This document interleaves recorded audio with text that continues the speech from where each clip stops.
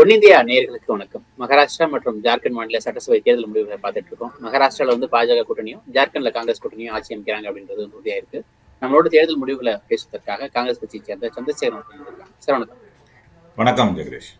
Sir, இந்த தேர்தல் முடிவுகள் காங்கிரஸுக்கு எப்படி இருக்கு? ஏமாற்றம் அளிக்குதா மகாராஷ்டிரா தேர்தல் முடிவுகள்? இல்ல, மகாராஷ்டிராவை பொறுத்தவரை ஏமாற்றம் தான், அது இல்லைன்னு மறுக்க முடியாது. ஏமாற்றமான முடிவுகள் தான். ஆனால் அவர்களுடைய இந்த தேர்தலை பொறுத்தவரை ஒன்றை நான் குறிப்பிட விரும்புகிறேன். ஒரு லெவல் பிளேயிங் ஃபீல்டா இல்லை. அதாவது சமமான போட்டியை அந்த தேர்தல் அவர்களுக்கு எல்லா கட்சிகளுக்கும் வழங்கவில்லை அப்படிங்கிறத நான் முதல்ல குறிப்பிட விரும்புகிறேன். அது எந்த வகையில் அப்படின்னு சொன்னால், முதல்ல தேர்தல் அனௌன்ஸ்மெண்ட்லேருந்து நான் சொல்ல விரும்புகிறேன்.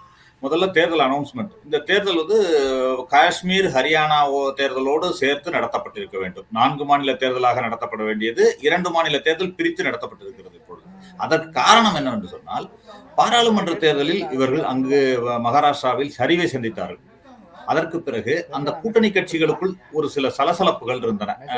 பிரிந்த சிவசேனா, உடைந்த சரத்பவார் கட்சி என்று அவர்களுக்குள் சில சலசலப்புகள் இருந்தன. இதையெல்லாம் சரி செய்து மக்களிடம் இருக்கிற அதிருப்தியையும் சரி செய்ய வேண்டிய ஒரு கட்டாயத்துல அந்த கட்சி இருந்தது, பாஜக இருந்தது. பாஜக இருந்ததை நம்ம புரிஞ்சுக்க முடியுது, அந்த ஆட்சியாளர்கள் இருந்ததை நம்ம புரிஞ்சுக்க முடியுது. ஆனால் தேர்தல் ஆணையம் அதற்கு தகுந்த மாதிரி ஒத்துழைத்து இவர்களுக்கு தகுந்த மாதிரி தேர்தலை பிக்ஸ் பண்ணியதுதான் எங்களுக்கு ஒரு பெரிய ஆச்சரியமான லெவல் பிளேயிங் ஃபீல்டு இல்லை அப்படிங்கிறத நான் சொல்ல விரும்புறேன். ஏன்னா இவர்கள் பாஜக யார் யாரோட கூட்டணி வைத்திருந்தார்கள் என்பது எங்களுக்கு தெரியும். அதாவது எல்லா கட்சிகளையும் உடைத்து கூட்டணி வைத்திருந்தது ஒரு புறம்.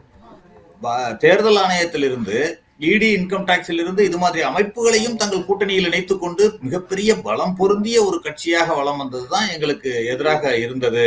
அதில் அவர்கள் வெற்றி பெற்றிருக்கிறார்கள் என்பதை தான் நான் முதல் கட்ட கருத்தா நான் வைக்க விரும்புறேன்.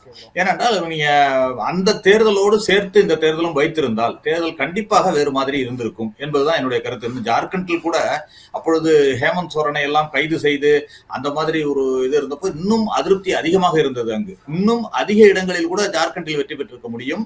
மகாராஷ்டிரா தேர்தலும் வேறு மாதிரியாக இருந்திருக்கும் என்பதுதான் என்னுடைய கருத்து. இல்ல, உங்களுக்கு பிரச்சாரத்துக்கு அதிகமான நாட்கள் கிடைச்சிருக்கு, உங்களுக்கு ஒரு வாய்ப்பு கிடைச்சிருக்கு, அப்படி பார்க்கலையா நீங்க? இல்ல, பிரச்சாரம் என்பது வேறு. இந்த 4 மாத காலகட்டத்துல ஆளும் கட்சி என்ன செய்தது அப்படிங்கிறத பார்க்கணும். நாங்க பிரச்சாரம் தான் பண்ண முடியும். ஆனா ஆளும் கட்சி, அந்த ஏக்நாத் சிண்டே தலைமையிலான ஆளும் கட்சி என்னென்ன செய்தது, அங்கு திட்டங்களை செய்தது அல்லது வேறு செயல்பாடுகளை செய்தது என்று பார்த்தோம் என்று சொன்னால், 1500 ரூபாய் ஸ்கீம், அது பாஜக எதிர்த்த ஸ்கீம். எல்லா இடத்திலையும் மோடியிலிருந்து அமித்ஷாவிலிருந்து எல்லோரும் ரேவடி கல்ச்சர் என்று எதிர்த்த ஒரு திட்டம். அதை அங்கு பிரதமர் மோடியே தொடக்கி வைக்கிறார். மகளிருக்கு அங்கு உதவித்தொகை வழங்கப்படுகிறது, அந்த திட்டம் சேர்க்கப்படுகிறது. அது மட்டுமல்ல, அவசரமாக கிட்டத்தட்ட 3-4 மாதங்களுக்கு போய் சேர வேண்டும், அதற்கு பிறகு தேர்தல் அறிவிக்க வேண்டும் என்ற ஒரே காரணத்திற்காக அவர்களுக்கு வேண்டுமென்றே அவசரமாக கொண்டு செல்லப்பட்டது. அதில் நிறைய குளறுபடிகள் இருப்பதாக கூட நிறைய பேர் தெரிவிச்சாங்க. ஏன்னா இப்ப இந்த தமிழ்நாட்டில் உரிமை தொகை கொடுத்தோம் அப்படின்னு கொடுத்தாங்க என்று சொன்னா நிறைய ஸ்கிரீனிங் வச்சிருந்தாங்க. இந்த திட்டத்துல இவ்வளவு பேர், இவ்வளவு இந்த வீடு உள்ளவர்களுக்கு கிடையாது, இவர்களுக்கு கிடையாது அப்படிங்கிற மாதிரி ஒரு ஸ்கிரீனிங் வச்சு அது அந்த மகளிருக்கு, தேவைப்படும் மகளிருக்கு சென்றடைய வேண்டும் என்பதுதான் முக்கியம். நீங்க யாருக்கு ஒரு திட்டம் அறிவிக்கிறார்கள் என்று சொன்னால் யாருக்கு சென்றடைய வேண்டும்? தேவைப்படுபவர்களுக்கு, அந்த திட்டம் தேவையானவர்களுக்கு சென்றடைய வேண்டும் என்பதுதான் அந்த திட்டத்தின் நோக்கமாக இருக்க முடியும். ஆனால் இவர்களுடைய நோக்கம் தேர்தலுக்காக தேவைப்படும் மகளிருக்கு கொண்டு சென்று சேர்க்க வேண்டும் என்பதுதான் இவர்களுடைய திட்டமாக இருந்தது. அதில் அவர்கள் வெற்றி பெற்று இருக்கிறார்கள். அது ஒரு காரணமாக இருக்கலாம். இரண்டாவது, நீங்க கிரிமி லேயர், ஓபிசி கிரிமி லேயர் என்பதை 5 லட்சத்திலிருந்து 7 லட்சத்திலிருந்து 15 லட்சமாக உயர்த்தினார்கள். அங்க உயர்த்தப்பட்டது. இன்னொன்று, கும்பி ஒரு இனம் என்று ஒரு ஜாதியினர் இருந்தார்கள். அங்க ஒரு குறிப்பிட்ட சமூக பிரிவினர் இருக்கிறார்கள். அவர்களை ஓபிசி கேட்டகரியில இணைச்சாங்க. இது வெறும் மாநில அரசு மட்டும் செய்யக்கூடிய விஷயம் இல்ல. ஓபிசி கேட்டகரியில இணைப்பது என்பது உள்துறையும் சேர்ந்து முடிவெடுக்கக்கூடிய விஷயம். இதெல்லாம் இந்த 4 மாத காலங்கள்ல நடந்த விஷயங்களாக நான் பார்க்கிறேன். இதெல்லாம் நடந்தது. அந்த இடத்துல ஒரு கன்சால்டேஷனை, ஒவ்வொரு இடத்திலும் எந்த பிரிவினருக்கு நம்முடைய ஓட்டு, எந்த பிரிவினரிலிருந்து நமக்கு ஓட்டு வாக்கு வரவில்லை என்று பார்த்து அவர்களுக்கான திட்டங்களை கொண்டு சேர்த்து இதனை செய்யக்கூடிய ஒரு காலகட்டத்தை, வசதியை தேர்தல் ஆணையமே செய்து கொடுத்தது என்பதைத்தான் நான் பார்க்கிறேன். அதன் மூலமாக இந்த வெற்றியை பெற்றிருக்கிறார்கள் என்பதையும் நான் பார்க்கிறேன். இரண்டாவது, நீங்க ஒவ்வொரு கட்டமாக தேர்தல் அறிவிக்கப்படும் பொழுது நீங்க பிரதமர் மோடி அவர்கள் கூட கடைசி கட்டத்துல இந்த பிரச்சாரத்துக்கே கூட வரல, அவர் வெளிநாடு போயிட்டார். ஆனாலும் ஏன்னா பல மாநிலங்கள்ல ரோட் ஷோ எல்லாம் எவ்வளவு நடத்தினார் என்பதெல்லாம் பார்த்தோம். இங்கு லோக்கல் இஷ்யூஸ் தான் எடுபட்டுச்சு அப்படிங்கிறத அவர்களும் புரிந்து கொண்டார்கள். அந்தந்த இடங்களில் உள்ள லோக்கல் இஷ்யூஸ் எடுபட்டது, அதை சரியாக புரிந்து கொண்டு அவர்கள் அந்த திட்டத்தை வகுத்து அங்கு வெற்றி பெற்றிருக்கிறார்கள் என்பதைத்தான் நான் பார்க்க முடியும். இல்ல ஆனா இது இன்னொரு இதுவும் சொல்ல விடுறது, நீங்களும் வந்து 3000 ரூபாய் கொடுக்குறோம் அப்படின்னு சொல்லிட்டு உங்க தேர்தல் வாக்குறுதியை கொடுத்திருந்தீங்க. அப்பார்ட் ஃப்ரம் தட் வந்து ஒரு பெரிய கரிசனம் வந்து இந்த கட்சி மேல இருந்தது, இந்த உங்க கூட்டணி மேல இருந்தது. அதாவது வந்து சிவசேனா உடைச்சிட்டாங்க, தேசியவாத காங்கிரஸ் உடைச்சிட்டாங்க அப்படின்ற அவப்பெயர் வந்து பாஜக இருந்தது. அஜித் பவார் மேலேயும் ஒரு கோவம் இருந்தது, ஷிண்டே மேலேயும் ஒரு கோவம் இருந்தது. நீங்களும் வந்து அவங்க 1500 வந்து 2500 ரூபாய் உயர்த்தினேன் அப்படின்னா நீங்க 3000 ரூபாய் தரேன்னு வச்சிருந்தீங்க. சோ உங்களால முடிஞ்சதை நீங்களும் பண்ணியிருந்தீங்க. பட் அப்பார்ட் ஃப்ரம் தட் இந்த மக்கள்கிட்ட இருந்து எதுவுமே எடுப்படாம அவங்க பாஜக கிடைச்சிருக்கு அப்படின்னா அதை எப்படி பாக்குறது?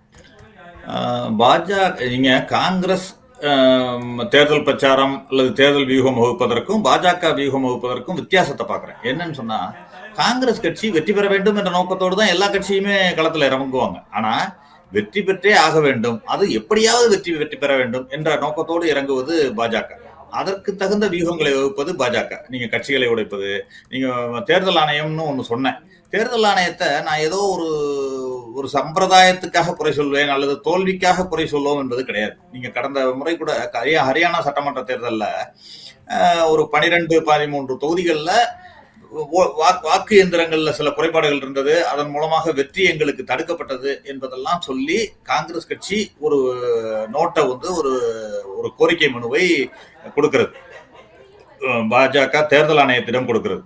தேர்தல் ஆணையத்திடம் கொடுத்த பொழுது அந்த தேர்தல் ஆணையம் அதனை விசாரித்து நடவடிக்கை எடுக்க வேண்டும், அல்லது அந்த விசாரணை சம்பந்தமான ரிப்போர்ட்டை அவங்க சொல்லணும். இதுதான் அவர்களுடைய கடமையாக இருக்க வேண்டும். அதை மறுத்து நாங்கள் கொடுத்த ரிப்போர்ட்டுக்கு பதில் சொல்லியிருக்க வேண்டும். ஆனால் அவர்கள் என்ன செய்தார்கள் என்றால், ரிப்போர்ட்டுக்கு பதில் சொன்னதோடு மட்டுமில்லை, காங்கிரஸ் கட்சி மீது பல அவதூறுகளை, காங்கிரஸ் கட்சி என்றாலே இப்படித்தான் செய்யும், காங்கிரஸ் கட்சி சரியான கட்சி கிடையாது, காங்கிரஸ் கட்சி தவறான வழியில் மக்களை வழியை நடத்தி செல்கிறது போன்ற குற்றச்சாட்டுகளை தேர்தல் ஆணையம் சுமத்தினதை பார்த்தோம். இது வந்து பாஜக சொன்னுச்சுன்னா எங்களுக்கு புரிந்து கொள்ளக்கூடியதா இருக்கிறது. ஏனென்றால் அது கட்சி, எதிர்கட்சி என்ற நிலையில், அரசியல் கட்சி என்ற நிலையில் எங்களை குறை சொல்வதை நாங்கள் திருப்பி விமர்சனம் செய்ய போகிறோம். ஓகே.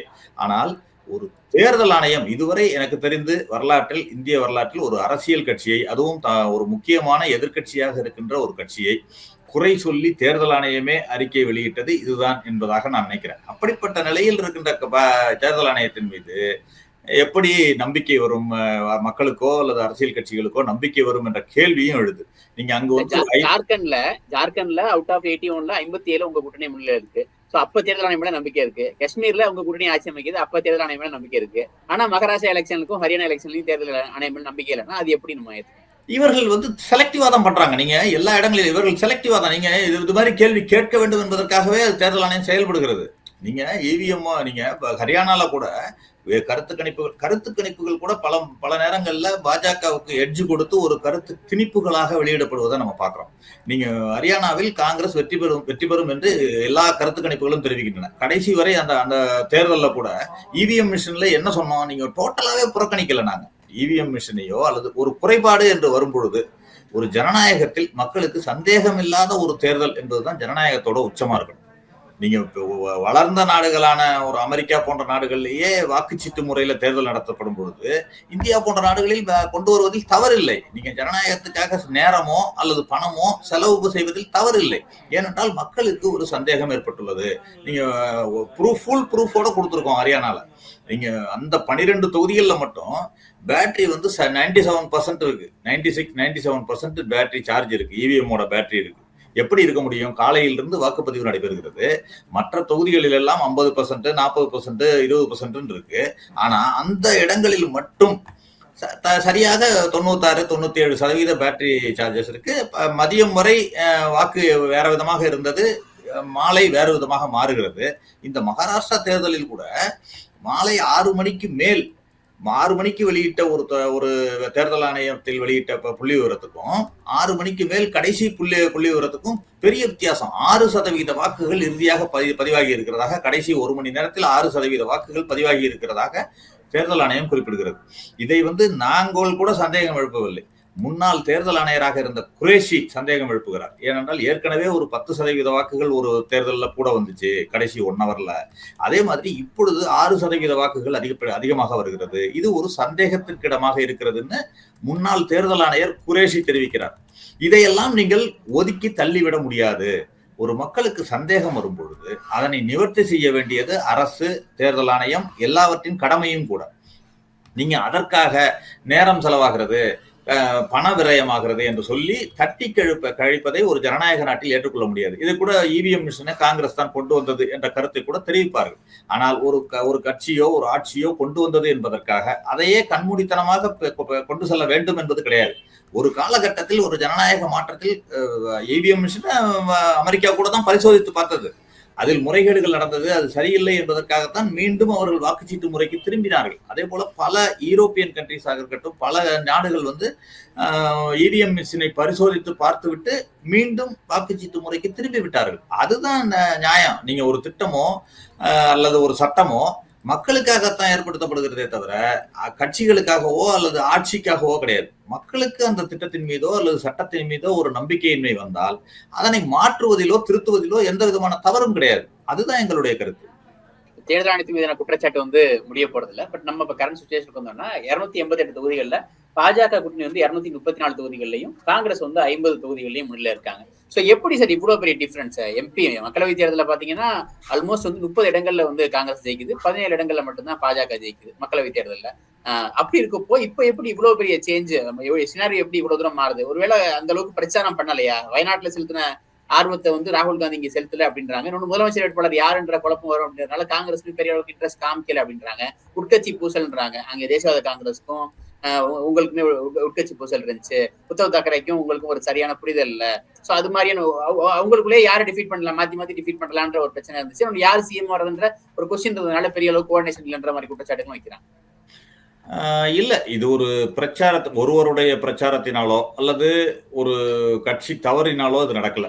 மகாராஷ்டிராவை பொறுத்த வரைக்கும் சினாரியோவை வேற மாதிரி இருந்துச்சுன்னு நான் நினைக்கிறேன். இப்ப பாராளுமன்ற தேர்தலை பொறுத்த வரைக்கும் நீங்க சொன்ன மாதிரி கிட்டத்தட்ட அசம்பிளி கான்ஸ்டியூன்சி வைஸ் பாத்தீங்கன்னா இந்தியா கூட்டணி 160 தொகுதிகளில் வெற்றி பெற்றிருக்க வேண்டும். அந்த அளவிற்கு முன்னிலை பெற்றிருந்தது. அங்கு அப்படித்தான் இருந்தது. சினாரியாவும் அப்படித்தான் இருந்துச்சு. இரண்டாவது, வெற்றி பெற்றிருந்தால் கூட ஒரு நெக் டு நெக் அல்லது தொங்கு சட்டசபை இடம்பெறும் வகையில் தான் அங்குள்ள கள நிலவரமும் இருந்துச்சு. ஆனால் பாஜக இதனை ஒரு தட்டிப்பறிக்கும் வேலையாக பல விஷயங்களை செய்தது அப்படிங்கிறத பார்த்தேன். நான் தான் சொன்னேன், அந்த ஒரு 3-4 காரணிகள் சொன்னேன்.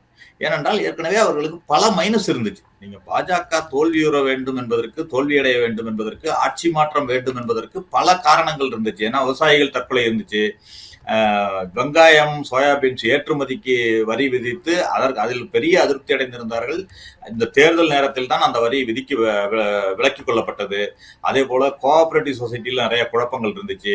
இந்த உடன் இருந்த அஜித் பவாரில் இருந்து, நாராயண ராணேயிலிருந்து பல பேர் மீதான ஊழல் குற்றச்சாட்டுகள் வெளிவந்து கொண்டிருந்தது. அது மாதிரி பல பிரச்சனைகள் அங்கு இருந்தன. அதை வந்து அந்த கட்சிகளுக்கும் உள்கட்சி பூசலாக இருக்கட்டும் பல பிரச்சனைகள் அங்கு இருந்தன என்பதை மறுக்க முடியாது. அதே போல இந்த கூட்டணி, எங்கள் கூட்டணியிலும் சில கருத்து முரண்பாடுகள் இருந்ததை மறுக்க முடியாது. நீங்க எங்களுக்கும் சிவசேனா, உத்தவ் தாக்கரே தலைமையிலான சிவசேனாவுக்கும் கொள்கை முரண்பாடே உண்டு. ஆனாலும் அதை ஒதுக்கி ஒரு ஒரு குறிப்பிட்ட குறிக்கோளுக்காக அதைத்தானே முன்னிறுத்தி நீங்க கடந்த தேர்தலில் வெற்றி பெற்றிருந்தோம். நீங்க பாராளுமன்ற தேர்தலிலும் இதே கொள்கை தான், இதே ஒரு கூட்டணிகள் தான் இருந்த பொழுது வெற்றி பெற்றிருக்கிறோம். சட்டமன்ற தேர்தலில் மட்டும் தோல்வி என்பது எப்படி வரும் என்ற ஒரு ஆச்சரியம் எங்களுக்கு இருக்கிறது. ஏனென்றால் நீங்க கடந்த முறையாவது மோடி என்ற ஒருவர் பிரதமராக வேண்டும் என்பதற்கான வாக்குகளையும் சேர்த்து அங்கு பெற்றிருக்க வேண்டும். அந்த கூட்டணி இன்னும் அதிகப்படியாகத்தான் பெற்றிருக்க வேண்டும். இப்பொழுது எடுத்துக்கிட்டீங்கன்னா அங்கேயே ஏக்நாத் சிண்டே முதலமைச்சரா, பட்னாவிஸ் முதலமைச்சரா, அஜித் பவார் முதலமைச்சரா என்ற ஒரு பெரிய பிரச்சனை அந்த கூட்டணிக்குள்ளேயே இருந்தது. அதையும் தாண்டி அவர்கள் வெற்றி பெற்றிருக்கிறார்கள் என்றால் அது என்ன விதத்தில் நடந்திருக்கிறது, என்ன பேட்டர்னில் நடந்திருக்கிறது என்பதை பார்க்கணும். ஒன்று வந்து சிறுபான்மையினர் வாக்கை பிரிப்பதற்காக எப்பொழுதும் போல ஓவைசி அங்கு களமிறக்கப்பட்டிருந்தார், அவரும் அங்கு நின்றிருந்தார். ஒன்று. இரண்டாவது, தலித் கட்சியான பகுஜன் சமாஜ் கட்சி தனியாக போட்டிட்டு இருக்கிறது. சில இடங்களில், பல இடங்களில் போட்டிட்டு இருக்கிறதாகத்தான் தகவல் வருகிறது. இரண்டாவது. மூன்றாவது, பல இடங்களில் சுயேட்சைகள் களமிறங்கி இருக்கிறார்கள், ரெபல் கேண்டிடேட்ஸாக களமிறங்கி இருக்கிறார்கள். எல்லா கட்சியிலும் இருந்தது ஒரு புறம் இருந்தா கூட பாஜக சில இடங்களை குறிவைத்து அது ஒரு யுக்தியை அந்த பாஜக பயன்படுத்துகிறது. எல்லா இடத்திலும் சரி. காஷ்மீர்ல கூட ஜெயில இருந்த ஒருத்தரை வந்து சுயேட்சைய அவங்க ஆதரிச்சதா தகவல்லாம் வந்துச்சு. அவர் வெற்றி பெற்றாரு, ஜெயில இருந்துகிட்டே வெற்றி பெற்றார்.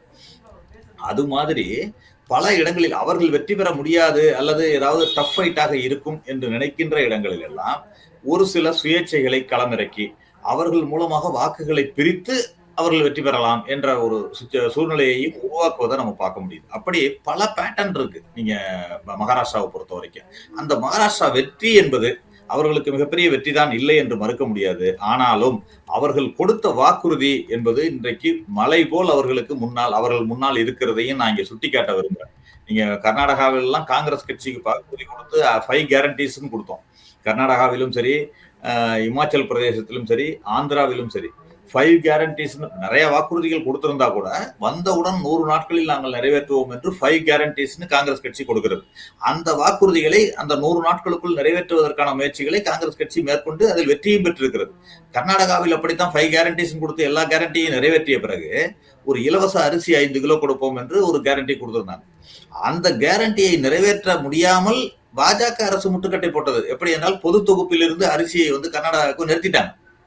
அதனால எங்களால கொடுக்க முடியாம கேஷா கொடுக்க வேண்டிய ஒரு நிர்பந்தத்துக்கு கர்நாடக அரசை தள்ளியது மத்திய அரசு. இப்ப இது போன்ற முட்டுக்கட்டைகளை கர்நாடகாவில் போட்ட இதே மத்திய அரசு இப்பொழுது அங்கு என்ன செய்ய போகிறது என்பதை நாங்கள் வேடிக்கை பார்க்க போகிறோம். மக்களும் என்ன செய்ய போகிறது இந்த அரசு என்பதை பார்க்க போகிறார்கள். ஏனென்றால் 2000 ரூபாய் உதவித்தொகையை 2000 ரூபாய் ஆக்கியிருக்காங்க. அதுபோல 10 லட்சம் பேருக்கு வேலை வாய்ப்பு, விவசாயத்துக்கு கடன் தள்ளுபடி, அப்படி என்று நிறைய வாக்குறுதிகளை பாஜக கூட்டணி இந்த அரசின் மீது இந்த பீரியட்ல இந்த எலெக்ஷன்ல கொடுத்திருக்காங்க மகாராஷ்டிரால. அதையெல்லாம் எப்படி நிறைவேற்ற போகிறார்கள் என்பதை பொறுத்திருந்து பார்க்க வேண்டும். அதை பொறுத்து தான் மக்களுடைய அடுத்த கட்ட நீங்க ஒரு தேர்தலோடு ஒரு கட்சியின் அரசியலோ ஒரு ஆட்சியின் இதுவோ முடிவுரை எழுதப்பட போவதில்லை. நீண்ட காலம் நீடிக்க போகின்ற ஒரு கட்சிகள் இருக்கின்றன. எங்களுடைய பயணம் தொடர்ந்து கொண்டிருக்கிறது. ராகுல் காந்தி அவர்கள் தலைமையில் இன்றைக்கு பிரியங்கா காந்தியும் அவர்களுடன் இணைந்திருக்கிறார். பாராளுமன்றத்தில் இரட்டை குழல் துப்பாக்கி ஒலிக்க போகிறது. ஒரு குழலையே அவங்களால சமாளிக்க முடியல. அங்க பாராளுமன்றத்தில் ராகுல் காந்தி எழுப்பும் கேள்விகளையே சமாளிக்க முடியாமல் மோடி அவர்களிலிருந்து மற்றவர்கள் எல்லாம் திணறிக் கொண்டிருக்கின்ற சூழ்நிலையில இன்றைக்கு பிரியங்கா காந்தியும் பாராளுமன்றத்திற்குள் செல்ல இருக்கிறார். இப்படி இருக்கும் சூழ்நிலையில இந்த கட்சிகளின் பலத்தோடு உள்ளே அவர்கள் செல்லும் பொழுது பாராளுமன்றத்திலும் இந்த மாதிரி சட்டமன்றத்தில் ஏதாவது ஒரு வாக்குறுதிகளை அவர்களும் கொடுத்து விட்டு எங்க மீது என்ன குற்றச்சாட்டு சொன்னாரு மோடி? பொய்யான வாக்குறுதிகளை காங்கிரஸ் கட்சி நிறைவேற்ற முடியாத வாக்குறுதிகளை எல்லாம் சொல்லிவிட்டு மக்களை ஏமாற்றுகிறதுன்னு சொன்னார். இப்ப அவர்கள் கொடுத்திருக்கிற மகாராஷ்டிராவில் கொடுத்திருக்கின்ற வாக்குறுதிகளை எப்படி நிறைவேற்றப் போகிறார்கள் என்பதுதான் எல்லோருடைய அரசியல் நோக்கர்களுடைய ஒரு பார்வையாக இருக்கிறது. இல்ல இப்ப ராகுல் காந்தி மேல நம்பிக்கை இல்லையா? சாதிவாரி கணக்கெடுப்பாகட்டும், அம்பானி அதன் மீதான குற்றச்சாட்டாகட்டும், இப்படி எவ்வளவு விஷயங்களை ராகுல் காந்தி தொடர்ச்சியா முன்னெடுத்தாலும் எதுவுமே தேர்தல் களத்துல செல்லுபடி ஆக மாட்டேன்தா அப்படின்ற ஒரு கேள்வி இருக்குது. இல்ல, நீங்க செல்லுபடி ஆகவில்லை என்று சொல்ல முடியாது. நீங்க முற்றிலுமாக காங்கிரஸ் கட்சி புறக்கணிக்கப்படவில்லை எப்படிங்கிறத நீங்க பாருங்க. காங்கிரஸ் கட்சியோ கூட்டணி கட்சிகளோ நீங்க இன்றைக்கு 50 தொகுதிகள் தான் பெற்றிருக்கிறோம் என்று சொன்னால் கூட, 50க்கும் மேற்பட்ட தொகுதிகள் மட்டுமே பெற்றிருக்கிறோம் என்று சொன்னால் கூட மகாராஷ்டிராவில் வாக்கு வங்கியை பொறுத்தவரை பெரிய அளவில் சரிந்ததாக அங்கு தகவல் இல்லை. ஒரு 2%, 3% வித்தியாசம் இருக்கலாம் எனக்கு தெரிந்து. அந்த 2%, 3% கூட அங்கு உள்ள லோக்கல்ல யாரோ ஒரு சுயேட்சையோ அல்லது வேறொரு சிறிய கட்சியோ பிரித்து அந்த வாக்குகளை பிரித்து இவர்களை வெற்றி பெற வைத்திருக்கலாம் என்பதுதான் என்னுடைய கணிப்பு. முற்றிலுமாக நீங்க பாஜக சொன்ன மாதிரி காங்கிரஸ் புக் பாரத் என்று சொல்லி ஆரம்பித்தாங்க அவங்க. ஆனால் அதில் செய்ய முடியவில்லை. அவர்கள் காங்கிரஸ் இல்லாத பாரதம், எதிர்கட்சிகள் இல்லாத இந்தியா என்றெல்லாம் சொல்லி பார்த்தார், மோடி சொல்லி பார்த்தார். அதிலெல்லாம் தோல்விதான் கிடைத்தது அவருக்கு. இன்றைக்கு காங்கிரஸ் எழுச்சி பெற்று வந்து கொண்டிருக்கிறது என்பதுதான் உண்மை.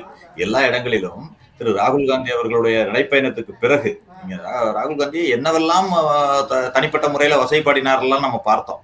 அதற்காக பாஜக எவ்வளவு செலவு செய்தது, இவருடைய பேரை டேமேஜ் பண்ணணுங்கிறதுக்காக எல்லாம் நம்ம பார்த்தோம். ஆனால் அதையும் மீறி கன்னியாகுமரியிலிருந்து காஷ்மீர் வரைக்கும், மணிப்பூரிலிருந்து மகாராஷ்டிரா வரைக்கும் மிகப்பெரிய ஒரு நடைப்பயணத்தை நடத்தி மக்களோடு நான் இருக்கிறேன், எதற்கும் கலங்க மாட்டேன், நான் என்னுடைய குரலை ஒலித்துக் கொண்டே இருப்பேன் என்று சொல்லி தொடர்ந்து அதனை ஒலித்துக் கொண்டே இருக்கிறார். தமிழ்நாட்டில் சாதிவாரி கணக்கெடுப்பு எடுப்பேன் என்று சொல்லிவிட்டு மகாராஷ்டிராவில் போய் பின்வாங்காமல் எல்லா இடங்களிலும் அதே குரலை தான் சொல்றாரு. வெற்றி கிடைக்கலாம், கிடைக்காமல் போகலாம், ஒரு தேர்தலில் தோற்கலாம், வெற்றி கிடைக்கலாம், ஆனால் ஒரு மக்களுக்கான குரல், எங்களுடைய குரல் ஒலித்துக் கொண்டே இருக்கும் என்பதுதான் ராகுல் காந்தியுடைய பிரச்சாரத்தின் கருத்து அப்படிங்கிறது தான் என்னுடைய. வயநாட்டோட வெற்றி உற்சாகத்தை கொடுத்திருக்கா? வயநாடு ஜார்க்கண்ட் வெற்றி காங்கிரஸ் உற்சாகத்தை கொடுத்திருக்கா? கண்டிப்பா. நீங்க மகாராஷ்டிராவிற்கு அடுத்து ஜார்க்கண்டை பற்றி நான் ஒரு சில கருத்துக்களை சொல்லிடுறேன். ஏன்னா ஜார்க்கண்டை பொறுத்தவரை பாஜகவிற்கு ஒரு பெரிய அடி என்றுதான் நான் சொல்லுவேன். ஏனென்றால் அங்கு இந்த மகாராஷ்டிராவில் பல பேட்டர்ன் இருந்துச்சு, பல விஷயங்கள் அவர்களுடைய வெற்றிக்கு உதவுனுச்சுங்கிறத நான் சொன்னேன். ஆனா ஜார்க்கண்டை பொறுத்தவரை அவர்கள் எடுத்த முயற்சிகள் எல்லாவற்றிலும் தோல்வி அடைந்தார்கள். இரண்டாவது, கடந்த பல ஆண்டுகளாக பேட்டர்னே அங்க பாத்தீங்கன்னா ஒரு தடவை இருந்த கட்சி வந்து மீண்டும் ஆட்சிக்கு வந்ததில்லை என்பதுதான் அங்க உள்ள பேட்டர்ன். அது மீண்டும் ஆட்சிக்கு வந்திருக்கிறார்கள். அவர்கள் ஜார்க்கண்ட் முக்தி மோர்ச்சா தலைமையிலான கூட்டணி, காங்கிரஸ் கூட்டணி வந்திருக்கிறது. நீங்க இன்னொன்று, அங்குள்ள கட்சியை உடைத்து எப்பொழுதும் போல பாஜக முயற்சி செய்தது. ஜார்க்கண்ட் முக்தி மோர்ச்சாவை உடைக்க வேண்டும் என்றுதான் முயற்சி செய்து ஹேமந்த் சோரனை சிறையில் அடைத்தார்கள். சிறையில் அடைத்து இவர் சம்பாய் சோரனை உள்ளே ஒரு இடைக்கால முதல்வராக அறிவித்து விட்டு உள்ளே சென்றவுடன் அந்த கட்சியிலிருந்து எம்எல்ஏக்களை எடுக்க முயற்சி செய்தார்கள். ஆனால் அதில் அவர்கள் வெற்றி பெற முடியவில்லை. அதற்கு அடுத்து மீண்டும் ஹேமந்த் சோரை பதவியேற்ற பிறகு சம்பாய் சோரனை எடுத்து அதன் மூலமாக கட்சியை உடைக்க வேண்டும் என்று முயற்சி செய்தார்கள். அதிலும் அவர்கள் முயற்சி தோல்வி அடைந்தது. நீங்க அங்கிருந்து நீங்க இவர்கள் குடும்ப அரசியல் எல்லா இடத்துலயும் பேசுவாங்க. ஆனா ஹேமந்த் சோரன் குடும்பத்திலிருந்தே ஒருவரை இழுத்து அங்க ஒரு வேட்பாளராக நிறுத்தி, பாஜக வேட்பாளராக நிறுத்தி முயற்சி பண்ணாங்க, உடைக்க முயற்சி பண்ணாங்க. அவரே தோல்வி அடைந்ததுதான் இப்பொழுதுள்ள வரலாறு. அது மட்டுமல்ல, பழங்குடியினர் எப்பொழுதும் எல்லா இடத்திலும் செய்கின்ற பிரச்சாரம் போல பிரிவினைவாத பிரச்சாரம். பழங்குடியினரின் சொத்துக்களை எல்லாம் பிடுங்கி ஊடுருவல்காரர்களிடம் ஒப்படைத்துவிடும், காங்கிரஸ் ஒப்படைத்துவிடும், அவர்களுக்கு ஆதரவாக காங்கிரஸ் இருக்கிறது அப்படிங்கிற ஒரு பிரச்சாரத்தை முன்னெடுத்தாங்க. அது அங்க எடுபடவில்லை என்பதையும் நம்ம பார்த்தோம். ஏன்னா பழங்குடியினருக்கு எதிரான கட்சியாக பாஜக இருக்கிறது என்பதை அந்த பழங்குடியின மக்கள் புரிந்து கொண்டிருக்கிறார்கள். அங்கு மட்டும் கிடையாது, இந்தியா முழுக்க கிட்டத்தட்ட 20 கோடி பழங்குடியின மக்கள் இருக்காங்க. அந்த பழங்குடியின மக்களுக்கு எதிரான கட்சியாக பாஜக இருக்கிறது என்பதை ஒவ்வொரு கட்டத்திலும் அங்கு புரிந்து கொண்டிருக்கிறார்கள். ஏனென்றால் ஜார்க்கண்டிலேயே பாத்தீங்கன்னா இன்றைக்கு பழங்குடியின பிரதிநிதியாக நாங்கள் அமர்த்தி விட்டோம், ஒரு பெரிய பதவி, இந்தியாவிலேயே மிகப்பெரிய பதவி, ஜனாதிபதி பதவியிலேயே ஒரு பழங்குடியின பெண்ணை அமர்த்தி இருக்கிறோம் என்று இவர்கள் சொன்னார்களே, அதே பழங்குடியின பெண் அங்கு 2013 கவர்னராக இருந்த பொழுது காங்கிரஸ் அரசு கொண்டு வந்த பழங்குடியினருக்கு ஆதரவாக இருந்த வன பாதுகாப்பு சட்டம் என்ற சட்டத்தை திருத்தி அவர்களுக்கு அங்கு பழங்குடியின மக்களுக்கு எதிராக அங்கு வனங்களில் இருக்கும் வளங்களை எல்லாம், கனிம வளங்களை எல்லாம் தோண்டுவதற்கு தனியாருக்கு அனுமதி கொடுத்து அந்த வனங்களில் இருந்து பழங்குடியின மக்களை எல்லாம் வெளியேற்ற முயற்சித்த கட்சி தான் பாஜக என்பதை மக்கள் புரிந்து கொண்டிருக்கிறார்கள். இரண்டாவது, ஹேமந்த் சோரனுடைய கைது. ஹேமந்த் சோரன் அங்கு ஒரு பழங்குடியின தலைவராக, பழங்குடியினரால் மதிக்கக்கூடிய ஒரு தலைவராக இருக்கிறார். அவரை கைது செய்தது என்பது அந்த இன மக்களிடையே ஒரு அனுதாபத்தை ஏற்படுத்தியது. இது எல்லா ஃபேக்டரும் சேர்ந்துதான் அங்கு பாஜக தோல்வி அடைந்திருக்கிறது. காங்கிரஸ் கூட்டணி, காங்கிரஸ் ஜார்க்கண்ட் முக்தி மோர்ச்சா கூட்டணி வெற்றி பெற்றிருக்கிறது என்பதை பார்க்கிறோம். இதன் மூலம் ஒரு அடையாள அரசியலை மக்கள் புறந்தள்ளி இருக்கிறார்கள். அதாவது நாங்க ஒரு பிரதிநிதியா அவரை உட்கார வச்சுட்டோம், பழங்குடியின பிரதிநிதியை பெண்ணா திரௌபதி முர்முவை உட்கார வச்சுட்டோம்னு சொன்னதெல்லாம் மக்கள் புறந்தள்ளி இருக்கிறார்கள். அந்த பழங்குடியின மக்கள் புறந்தள்ளி இருக்கிறார்கள். இது வந்து ஒரு இந்தியா முழுமைக்குமான செய்தியா நான் பாக்குறேன். அந்த பழங்குடியின மக்கள், இந்தியா முழுமைக்கும் இருக்கிற பழங்குடியின மக்கள் ஏற்கனவே தலித்து பிற்படுத்தப்பட்ட மக்களுக்கெல்லாம் எதிரான ஒரு கட்சியாக இருக்கிறது பாஜக என்றுதான் ராகுல் காந்தி அவர்களும் மற்றவர்களும் பிரச்சாரம் செய்து கொண்டிருக்கிறார். அதற்கு ஒரு வலு சேர்க்கும் வகையில் இன்றைக்கு ஜார்க்கண்டில் பாஜகவை தோற்கடித்திருக்கிறார்கள் அந்த மக்கள் என்பதை ஒரு இந்தியா முழுமைக்குமான ஒரு செய்தியா நான் பாக்குறேன்.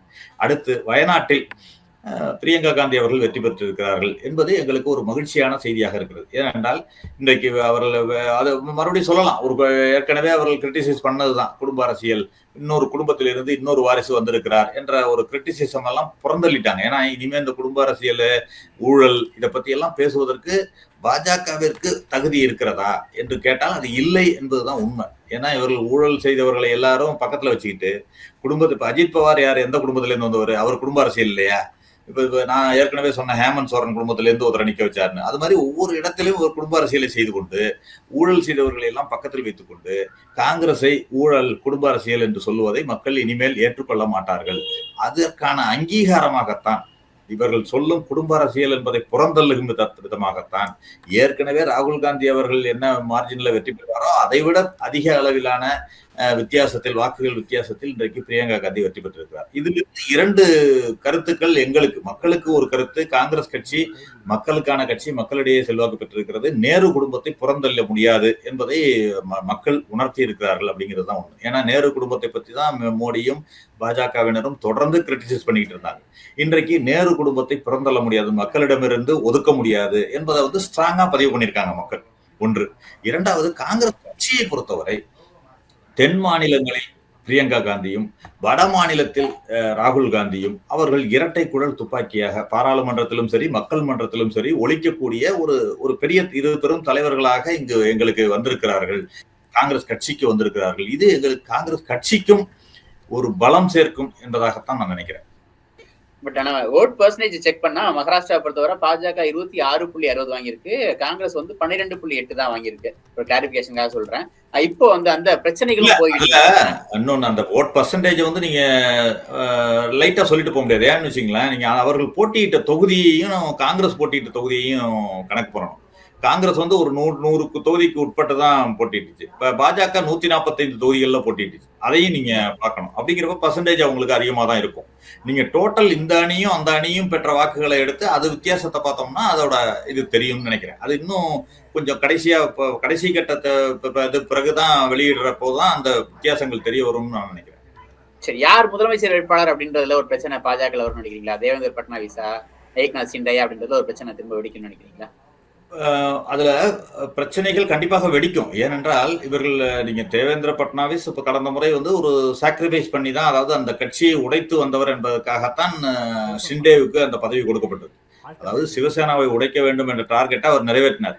அதுக்காக அவருக்கு அந்த பதவி கொடுக்கப்பட்டு அவர் அந்த அழகு பார்க்கப்பட்டது. இன்றைக்கு பாஜக ஒரு தனிப்பெரும் கட்சியாக பெரிய கட்சியாக உருவெடுத்திருக்கும் சூழ்நிலையில இவர்களை அதே பதவியில் அமர அவர்கள் ஒத்துழைப்பார்களா என்பது ஒரு $1 மில்லியன் கொஸ்டின். அப்படி இருக்கும் சூழ்நிலையில இவர்கள் வந்து ஒரு அதிகாரத்துக்காகத்தான் அங்க உடச்சிக்கிட்டு போறாங்க. இப்ப ஷிண்டேவாக இருக்கட்டும், அஜித் பவாராக இருக்கட்டும், 2 காரணங்களுக்காக பாஜக கூட்டணியில இருக்காங்க.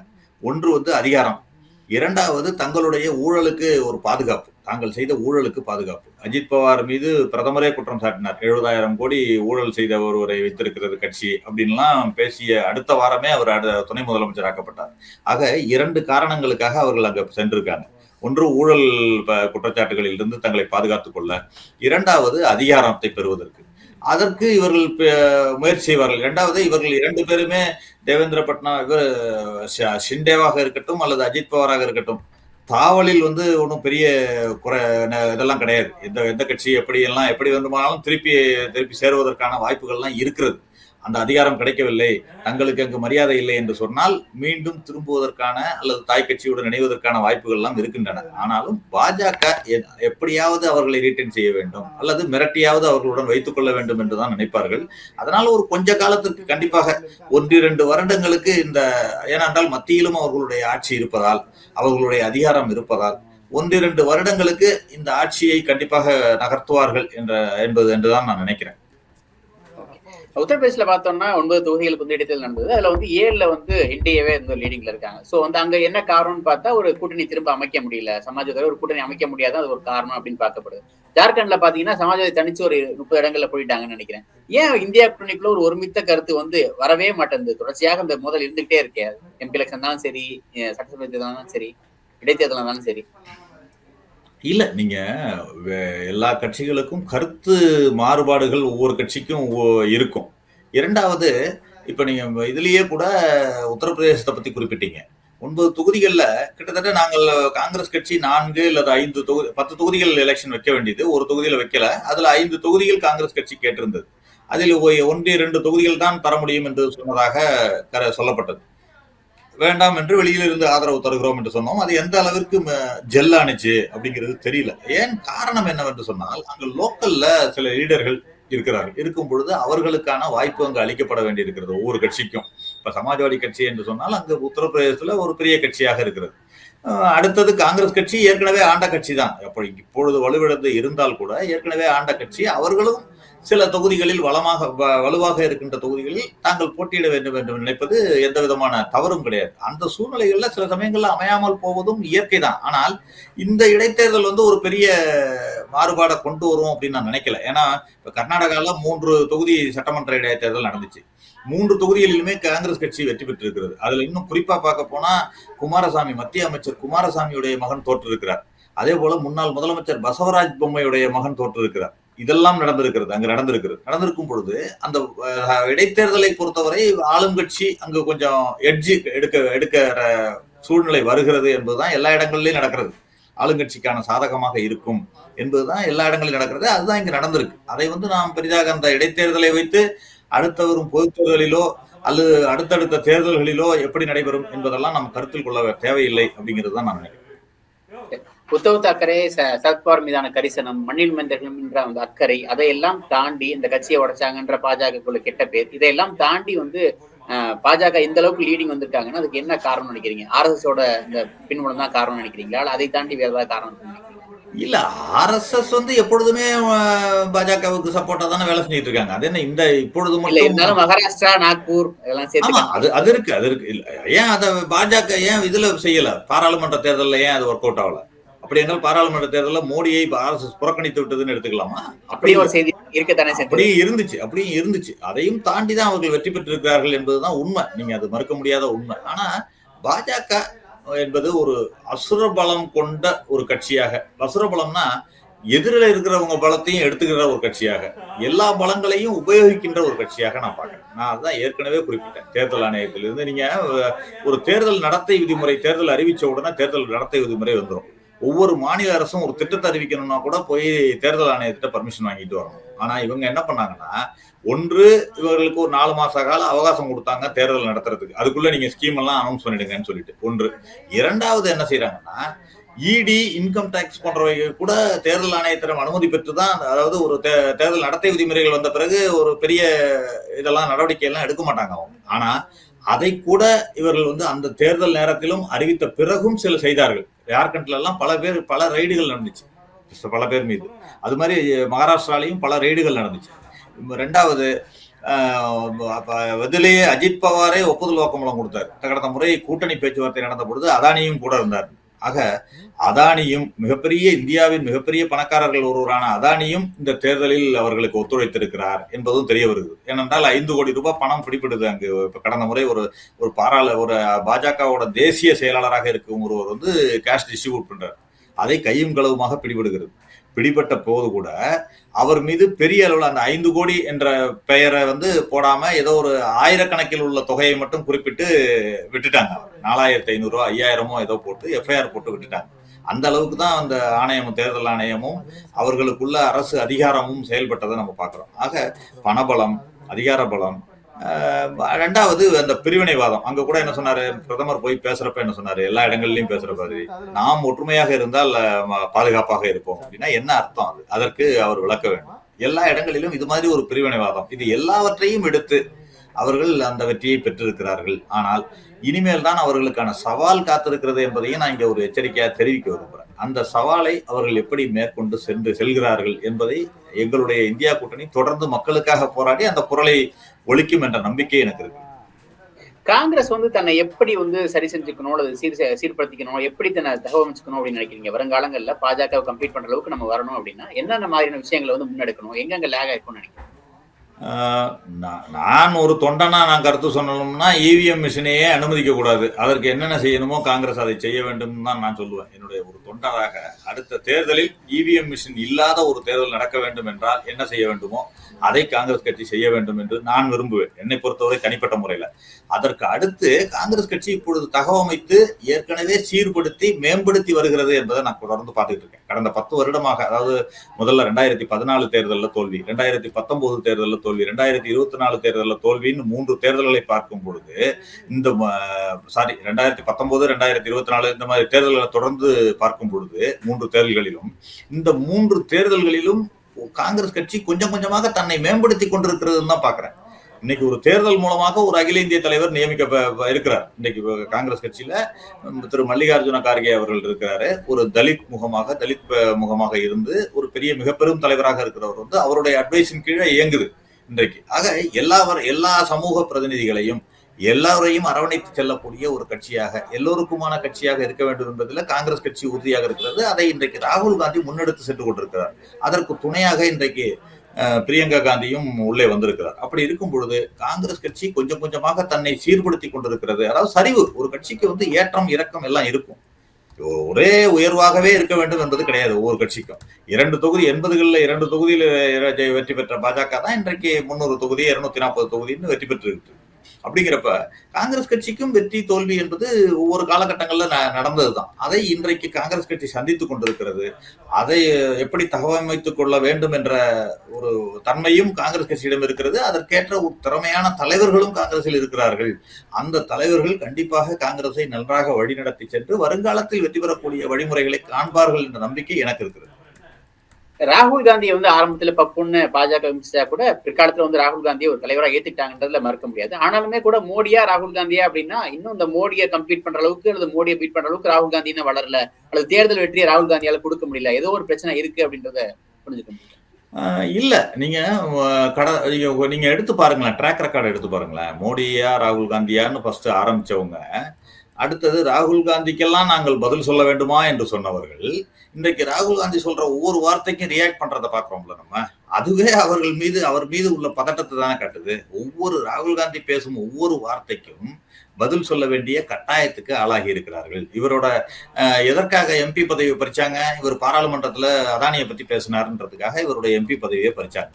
ஆனா ஒரு தொகுதி எம்பி பதவியை பறிச்சதுக்கு மக்கள் பரிசு என்ன கொடுத்தாங்கன்னா 2 தொகுதியில அவரை ஜெயிக்க வச்சாங்க.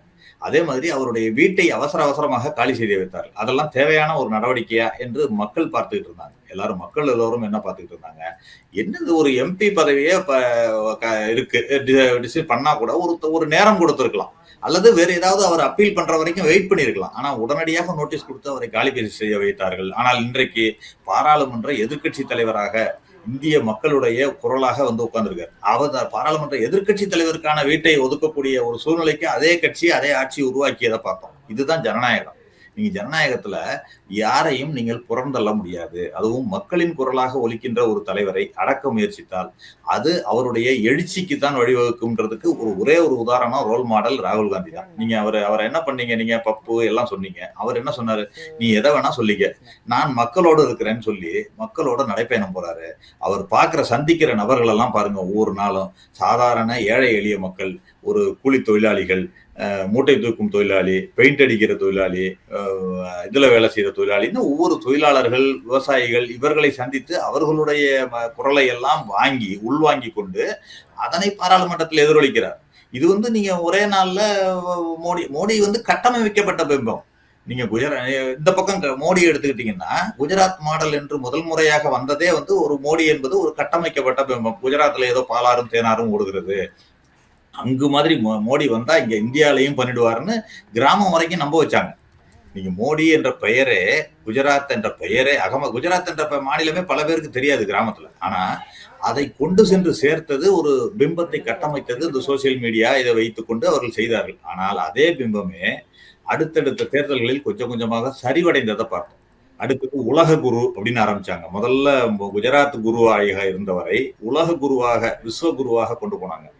அந்த பிம்பமும் உக்ரைனுக்கும் ரஷ்யாவுக்கும் உள்ள வாரையே இவர் தான் முடிச்சு வைப்பாரு அப்படின்னு சொன்னதெல்லாம் இன்றைக்கு மணிப்பூரில் பள்ளியில் எத்திதான் பார்த்தோம். மணிப்பூர்ல உள்நாட்டுல ஒரு கலவரம் நடக்குது 1.5 வருஷமா, அதை தீர்த்து வைக்காத ஒரு தலைவரா என்று கேட்கக்கூடிய கேள்வியை இன்னைக்கு ராகுல் காந்தி கேட்கறத ஒவ்வொரு மக்கள்கிட்டையும் போய் ரீச் ஆகுது.